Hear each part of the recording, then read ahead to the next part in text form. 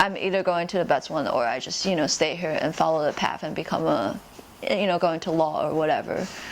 Yeah, no big deal. It's a really big jump. Yeah.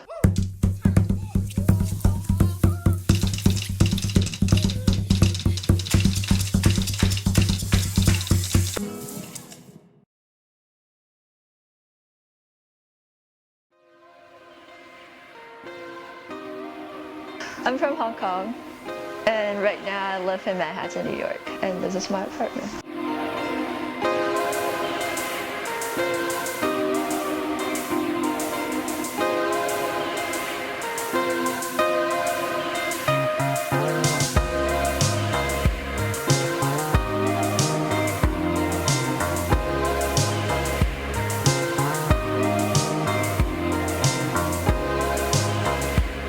I came from a normal high school and then I went to RISD, and that was my formal art training. Yeah, definitely. Chris Roselli, I'm not sure if you're familiar with him, but he's also a really great working illustrator right now. He's definitely my mentor and the one that made me realize I want to do editorial. I think his class was really unusual from the other one because he not just focused on techniques or like making a good looking picture, but he really emphasized on the idea behind it. And after taking that class, I realized what excites me the most is creating a visual solution and solving like a puzzle. So that's pretty much editorial, and that's what I mostly do now. I'm not sure how it has directly impacted me, but I definitely love living here. I think because the city has so much going on all the time, and I think art, you can't just, like, even though we create them, you can't just pull it from thin air. You need to have inspiration and like influences. And being in New York, you're constantly being exposed to, the greatest museum in the world like MoMA and the Met, and there's all kinds of other cultural activities like music festival or like food festival, and I think all of those feed into, the work I create. Yeah, definitely a lot of them actually. I think New York is, I would say it's the hub for illustration. The Society of Illustrators is here, and we have the annual American Illustration Party, and those are the events that illustrators not just from New York but like around the country, around the world will come to the city, and then to celebrate and have a good time and drink way too much. So yeah, like that's another reason why I really like New York, because being an illustrator, it's quite lonely. Like I just work in my little like studio behind here all the time. So it's nice to be living in a city that's with so many people that speak the same language, that during the weekend we can just go to a bar and then bounce ideas off, or go to an opening and like talk shop. So that's really nice. Well, when I get an assignment, I will, of course, brainstorm about it. I usually write down, like if I'm giving an article, I write down the words that give me hunches, and then I try to think like, how can I make those things work into a concept?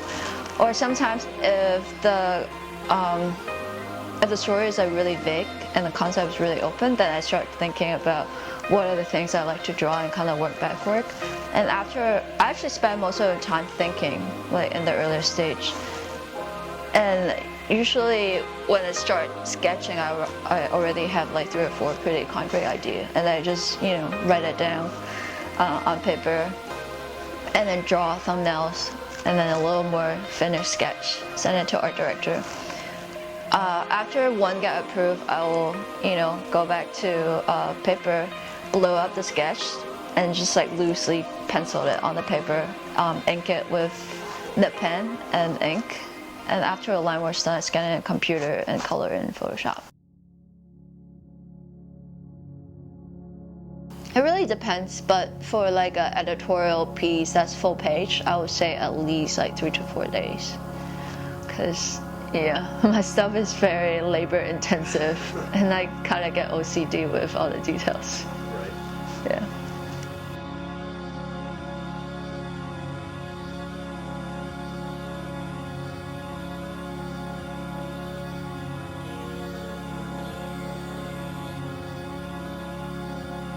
I mean, I started working with Plant Sponsor when I was in school, actually, junior year. My teacher, Chris Boselli's wife, Sujan Boselli, is the creative director. Yeah. So we got this project that's sort of like a mock-up project for Plant Sponsor, but after I did it, she actually liked it, so it got published. So that was my first published piece. By the time I graduate, I already have like, I think, at least 12 pieces, like, so basically a portfolio of published work for her. So I guess that gave me a head start on my career. When I first graduated, I contacted a lot of online blogs that had huge followings, such as like, I think The Fox is Black, Supersonic Electronic, High Flutos, what else? Juxtapose, yeah, etc., etc. Because, you know, when I just graduated, no one knew about me, and I need to build my first batch of followers, and afterwards it just kind of take care of itself. So I was thinking, like, since all these blogs are constantly looking for content, and I need the publicity, so for us it's like mutualism who work together. And luckily my strategy kind of works out, and that's how I got my first internet following. And afterwards it just snowballed. And I think, I don't know, I think internet is like a really great promotion tool nowadays, because you can keep the dialogue both ways. Like I used to do promos, like sending out mailers or like sending out emails, but those are very specific target clients that I really want to work with. But I get a lot of unexpected clients that I don't even know they exist, like from, I don't know, Africa or in Germany, that just contacted me because they saw my work online. And now I still use like all types of platforms such as Behance or you know, Tumblr to do my promotion, and I don't do as much the physical promotion anymore.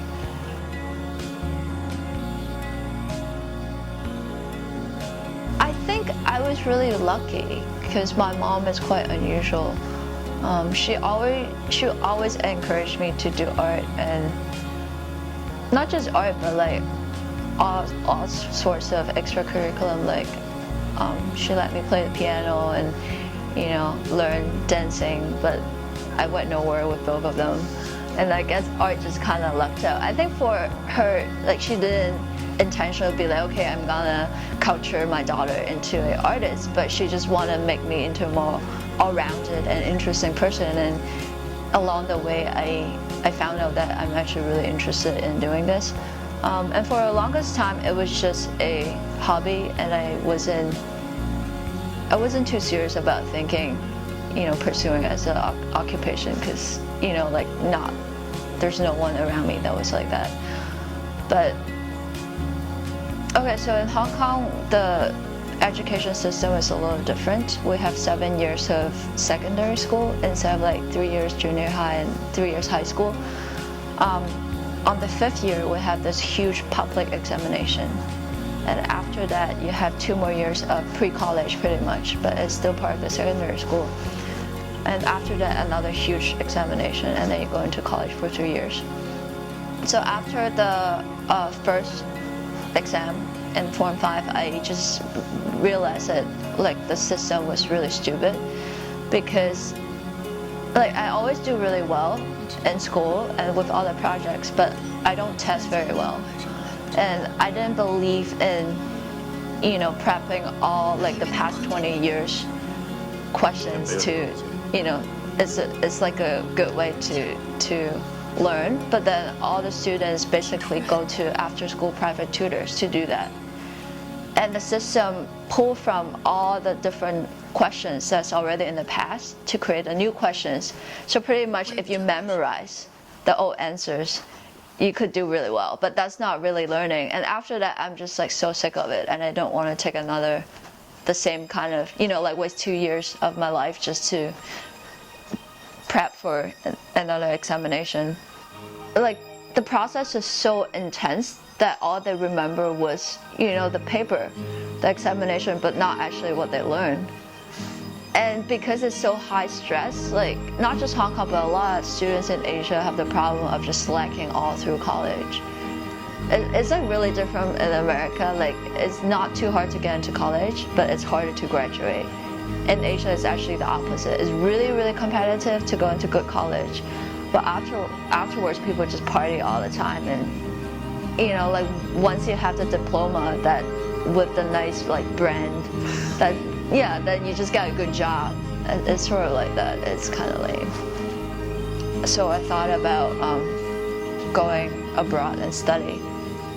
And I applied to RISD, which was the only school I applied to because I know it's really expensive. And at that time, I asked a friend who was studying fine art in Yale, which is the best art school in America. Of course, now I know if I say this, some people gonna get really mad. But at that time, she was like, RISD is the best one.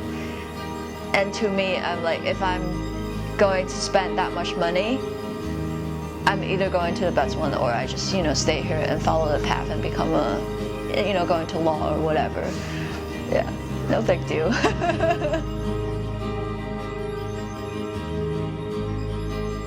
That's really hard.